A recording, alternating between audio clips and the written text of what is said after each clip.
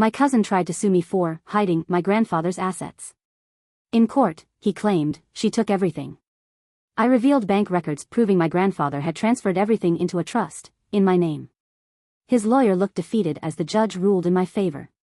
I never thought my own cousin would try to sue me over our grandfather's money. But the moment Grandpa passed, it was like a switch flipped in his head. Suddenly, he thought he was owed something. He wasn't grieving, he was calculating. And when I told him that everything had been put into a trust years before, he lost it. He didn't believe me. He didn't want to believe me. Instead of moving on with his life, he dragged me into a long, exhausting court battle, where he tried to paint me as some greedy, manipulative thief who had robbed our grandfather blind. I don't think he expected me to fight back. The beginning of the mess. Let me start from the top. I grew up in Chicago, raised mostly by my grandfather after my parents died when I was young. He was a tough old man, but fair.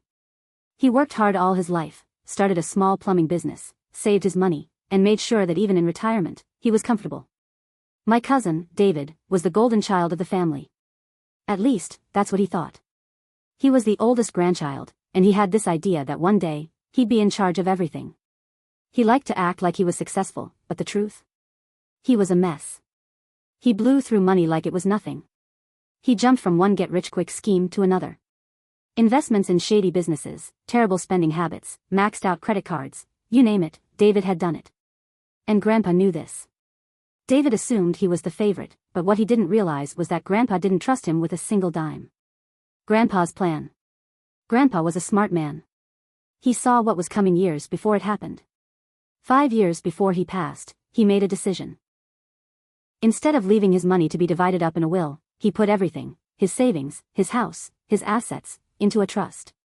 And he made me the sole trustee. Why? Because I was the only one he trusted to handle it responsibly. David had no idea.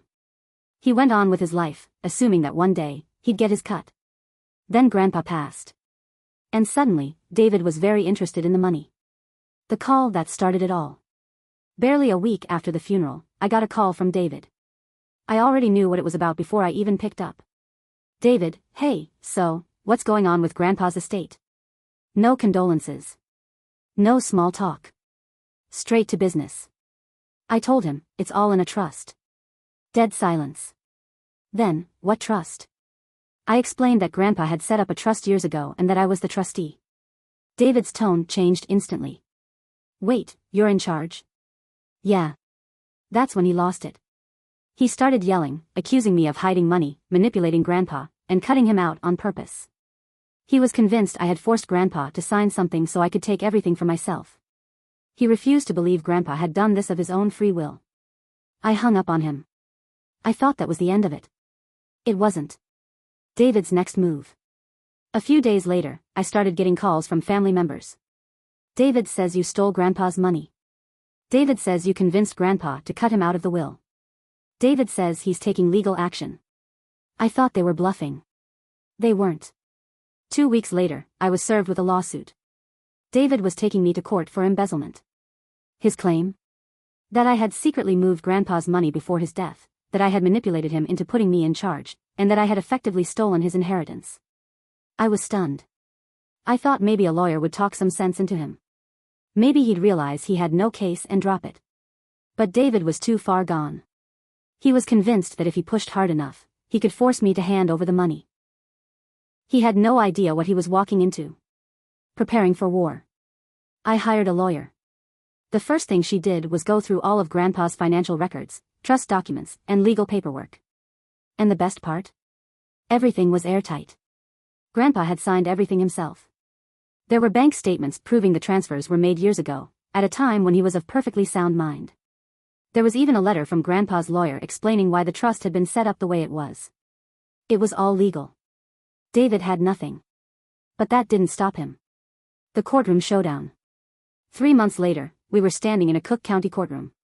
David arrived with his smug lawyer, looking like a man who had already won. He was so sure the judge would see things his way. His lawyer stood up and gave a dramatic speech about family betrayal. David's lawyer, this young woman, took advantage of an elderly man. She drained his accounts, took his assets, and left her own cousin penniless. David even fake cried. He went on about how close he was to Grandpa, how much he had loved him, and how devastated he was to learn that I had taken everything. It was all an act. Then the judge turned to me. Do you have any evidence to counter these claims? I took a deep breath and pulled out my favorite weapon, bank records. Dropping the bombshell. I handed over the financial statements, signed documents, and trust records proving that Grandpa had set up the trust 5 years before his death, long before he was sick. He had been of sound mind when he made every decision. David had never been included because Grandpa knew he would waste the money. Grandpa's own attorney had written a letter explaining why David was left out. The judge flipped through the paperwork. Then they looked at David's lawyer. Judge, Mr. David, do you have any proof to support your claims? David's lawyer fumbled through his papers, realizing they had nothing. Then the judge did something I'll never forget. They called Grandpa's attorney to the stand. The attorney confirmed everything. This trust was created at Mr. Grandpa's last name's request. He was clear and firm in his decision. David's face turned red. His lawyer's shoulders sank. For the first time since this started, I saw panic in David's eyes. He knew he had lost. What happens next? The judge leaned back in their chair, staring at David like he was the biggest idiot they'd ever seen. Then they opened their mouth to speak. And what they said next? It changed everything. The judge's words that changed everything. The judge looked down at the stack of papers in front of them, then back at David. Judge, this trust was legally set up years before Mr. Grandfather's last name's passing. There is no evidence of fraud or coercion. I exhaled slowly. That should have been it. Case closed. But then, the judge paused, as if they weren't done speaking. Then they said something that made my stomach drop. Judge, however, since the plaintiff has made allegations of financial misconduct, I am ordering a full forensic audit of the trust and all related accounts. Wait. What? My lawyer straightened in her seat. Your Honor, that's unnecessary, the judge held up a hand. It will confirm that no wrongdoing occurred. If everything is in order, then this will be resolved quickly. I knew everything was in order. But an audit? That meant delays. That meant more legal fees. That meant David was getting exactly what he wanted, more time to make my life miserable. I glanced over at David. And that's when I saw it. A smirk. He wasn't panicking anymore. He was grinning. That's when I realized, he wasn't trying to win. He was trying to drag this out until I gave up. David's next move. The audit began. The forensic accountant requested every document related to Grandpa's finances. That wasn't a problem, I had nothing to hide. But the process was slow. Weeks passed. Then, one day, my lawyer called me. Lawyer. David submitted a new motion. I gripped my phone. For what? A sigh. He's claiming you mismanaged the trust after your grandfather's death. What? I nearly dropped the phone. How? He's saying you withdrew funds inappropriately. That you've been using the money for personal expenses. I froze. That wasn't just a lie. That was a serious accusation. What proof does he have? I asked. There was a long pause. He submitted bank statements. The fake evidence. I felt sick. Bank statements? What bank statements? I hadn't touched Grandpa's money for anything personal. My lawyer sent me a copy of what David had submitted. And my heart started pounding. The documents looked real. They showed withdrawals from the trust account, large amounts, all made after Grandpa's death. But there was one problem. They were fake. I went through the dates carefully. The transactions didn't match anything in the actual bank records. Some of the amounts weren't even numbers I recognized. And then it hit me. He must have forged them. I immediately called my lawyer. We need to subpoena the actual bank records, I said. She had already filed the request. But David had anticipated this. He stalled, claimed he didn't have immediate access, and asked for more time. More time meant more legal fees. More stress. More headaches. I knew exactly what he was trying to do. He wanted to wear me down. But I wasn't going to let him. The family turns against me. As the case dragged on, something even worse started happening. The rest of the family started taking David's side. At first, it was just whispers. Why would she fight this so hard if she wasn't hiding something? Then, the phone calls started. My aunt, David's mom, called me first. Aunt, why don't you just let David have his share? Grandpa would have wanted that. I gritted my teeth. Grandpa didn't want that. He set up the trust for a reason. Aunt, oh, come on. He was old. Maybe he forgot what he was doing. I clenched my fists. So now you're saying he wasn't in his right mind? She hesitated. Then, if you don't let this go, you're tearing the family apart. Oh. So now it was my fault? She wasn't the last. Uncles, cousins, even people I hadn't spoken to in years, started calling, texting, pressuring me. At one point, one of David's brothers sent me a text that just said, "You're ruining everything. Just settle." I refused. I wasn't going to give in. But the longer it dragged on, the more it felt like David was winning. Then things got worse. One night, I was home alone when my phone buzzed. Unknown number, you think you're smart, huh? I sat up. Unknown number, you're gonna regret this. My stomach dropped. Was this David? Or someone he sent? I texted back. Who is this? No response. Then, a minute later, a picture of my house. My hands shook as I stared at the screen. This wasn't just a lawsuit anymore. This was a threat. And I had no idea what David was planning next. The threat that changed everything. I sat there, gripping my phone, staring at the picture of my house. This wasn't just some petty lawsuit anymore. This was personal. This was a warning. I locked all my doors, double-checked the windows, and made sure the security camera by my front door was working. But my hands wouldn't stop shaking. Who had sent that message? David? One of his goons? Some angry family member who thought I was the villain in all of this? I didn't know. But what I did know was that this wasn't just about money anymore. David wanted to scare me. He wanted to break me down. And for the first time in this whole mess, I started to wonder if maybe, just maybe, he was willing to do a lot more than just sue me. The breaking point. The next day, I took the message to my lawyer. She immediately advised me to file a police report. It's probably just intimidation, she said. But we're not taking any chances. So I went to the Chicago PD and filed a formal report. I handed over my phone, showed them the message, the picture. The officer at the desk nodded, took notes, and then casually asked, "Do you have any enemies?" I almost laughed. I told them about the lawsuit, about David, about the whole mess. The officer looked concerned but non-committal. "We'll look into it," they said. I wasn't holding my breath. But then, something happened that changed everything. The audit exposes a secret. A week later, I got a call from the forensic accountant. "Accountant, you're gonna want to sit down for this." I braced myself. "What?" He sighed. "You didn't take any money from the trust, obviously. But someone did." My blood ran cold. "What do you mean?" We went through everything, cross-referenced all the accounts. Turns out, someone was siphoning money out of your grandfather's estate long before he died. I froze. "That's not possible," I said. "I have all the records." Everything was locked down. "Not everything," he said grimly. "The withdrawals weren't from the trust. They were from another account. One that wasn't in your name." It hit me like a punch to the gut. "Who?"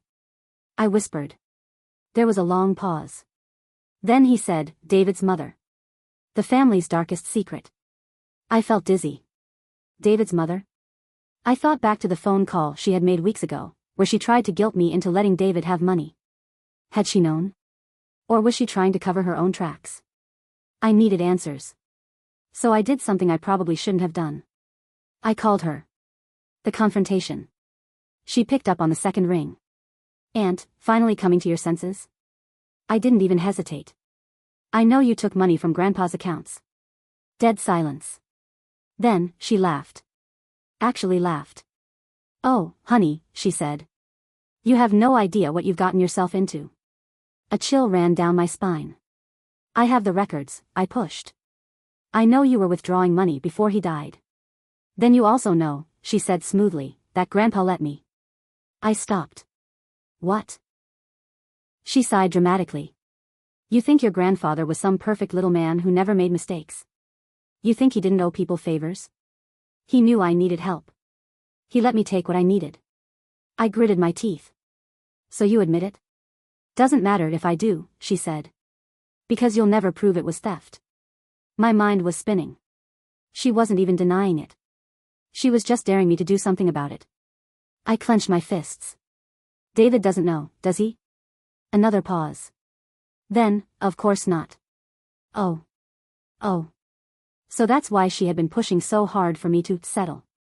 She didn't care about David getting his fair share. She just didn't want me digging too deep. Too late. David's world starts crumbling. I called my lawyer immediately and told her everything. She wasted no time filing a motion to bring in David's mother's financial records. And when David found out, he lost his mind. He called me in a rage, screaming into the phone. David, what did you do? I was calm. I found out the truth. You had no right, I cut him off. She's been stealing from Grandpa for years. And you're out here acting like you're the victim? She didn't steal, he roared. Grandpa let her. I nearly laughed. Oh, so now that was the story? I didn't even argue. I just hung up. Because at this point, David was fighting the wrong enemy. The case takes a turn. David tried to keep up the lawsuit, but it was falling apart fast. Once his mother's bank records were pulled, it became clear, thousands of dollars had disappeared from Grandpa's personal accounts over the years. It wasn't part of the trust, so technically, it wasn't my problem. But it was still fraud. And now, there were real consequences. Because suddenly, David's entire case was in question. The same judge who had ordered the forensic audit. Now they were looking at David's mother. And they weren't happy. That's when things got really bad for David. He was desperate now. He knew the case was slipping through his fingers. And then, I got another text. A new unknown number. Drop the case. Or else. And this time, it wasn't just a picture of my house. It was a picture of my car. Taken that morning. I stared at the screen, heart pounding. This wasn't just intimidation anymore. This was a warning. And I had no idea what was coming next. I stared at my phone, my fingers gripping the edges so tightly that my knuckles turned white. Another threat. This wasn't just some random message. Someone had taken a picture of my car. That morning. They were watching me. I felt my stomach twist. This had gone way too far. I wasn't scared anymore, I was furious. David had crossed a line. If he thought I was going to back down now, he was about to learn just how badly he had underestimated me. The breaking point. The next morning, I met with my lawyer and gave her everything, the text messages, the threats, the pictures. Her face went tight as she read through them. We're filing for a restraining order. I nodded. Do it. Then she looked at me carefully. Are you sure you don't want to settle? Not because he's right, but because this is escalating? I shook my head. If I back down, he'll think he can do this to me forever. She sighed but didn't argue. Then let's finish this.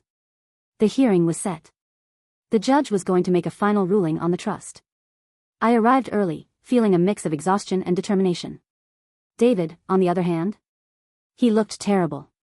Bags under his eyes, pale, his usual smug confidence gone.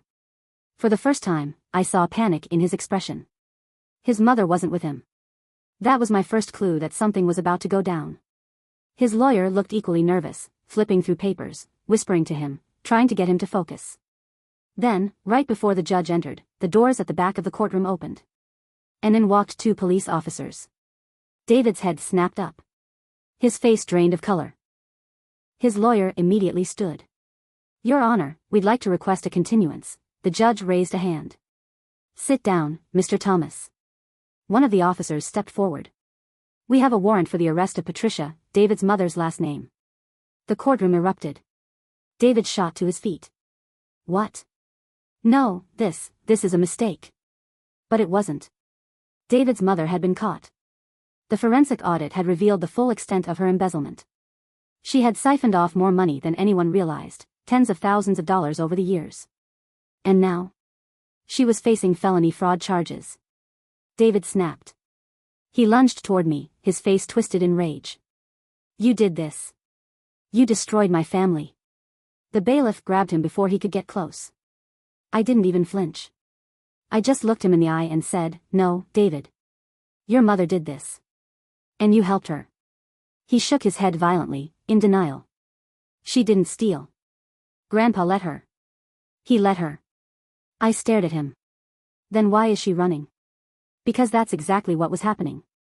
One of the officers muttered something into his radio. They had gone to serve the warrant at her house that morning. She wasn't there. She had disappeared. David's entire world was falling apart in real time. His mother had used him. She had let him fight this battle while she prepared to run. And now? He was standing alone. The judge dismissed David's lawsuit immediately. But the damage was already done.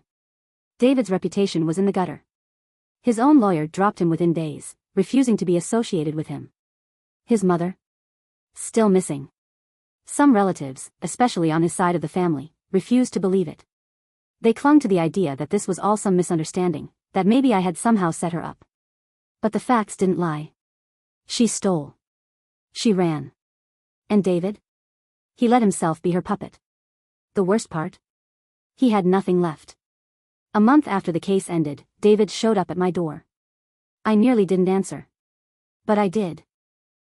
He looked like a shell of himself. Thin, exhausted, his clothes wrinkled, his eyes wild. "Where is she?" he asked. I folded my arms. "I don't know." He laughed bitterly. "Of course you don't." I didn't respond. Then, he broke. Tears welled in his eyes. "She left me." I swallowed. "You let her ruin you, David." His face twisted. "I had nothing to do with it. She did all of that on her own." I tilted my head. "And yet, you still went after me. You still tried to take everything from me." He looked away. For the first time, I saw something new in him. Shame. "I didn't know," he mumbled. "I didn't think she'd really," he trailed off, shaking his head. But then, his shoulders squared. The old David resurfaced.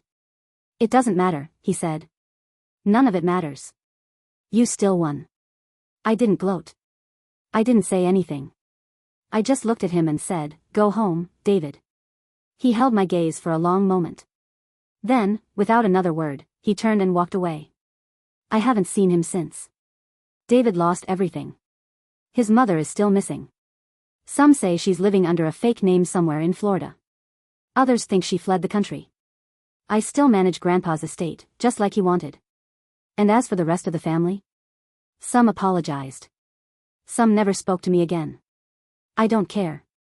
Because in the end, the truth won. And I never let them break me.